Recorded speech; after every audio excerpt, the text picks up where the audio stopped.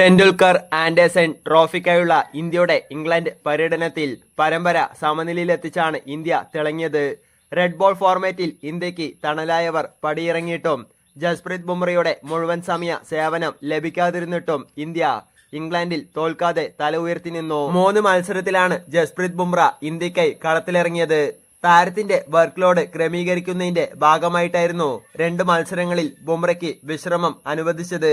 ലീഡ്സിലെ ആദ്യ മത്സരത്തിലും ലോർഡ്സിലെ 3-ാം മത്സരത്തിലും മാഞ്ചസ്റ്ററിലെ 4-ാം മത്സരത്തിലുമാണ് ബുംറ കളിച്ചത്.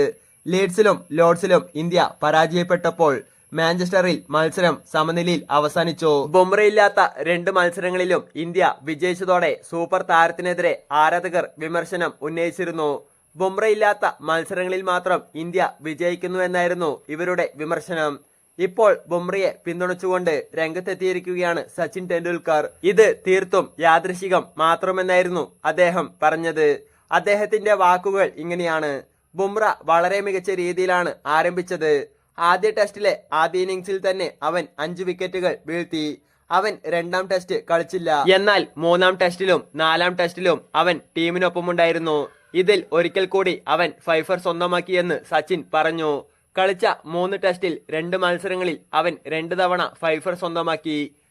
ബുംറ കളിക്കാത്ത മത്സരത്തിൽ ഇന്ത്യ വിജയിച്ചുവെന്ന് ആരാധകർ ചൂണ്ടിക്കാണിക്കുന്നത് എന്റെ ശ്രദ്ധയിൽപ്പെട്ടിട്ടുണ്ട്. ബുംറ കളിക്കാത്ത മത്സരത്തിൽ ഇന്ത്യ വിജയിച്ചുവെന്ന് ആരാധകർ ചൂണ്ടിക്കാണിക്കുന്നത് എന്റെ ശ്രദ്ധയിൽപ്പെട്ടിട്ടുണ്ട്.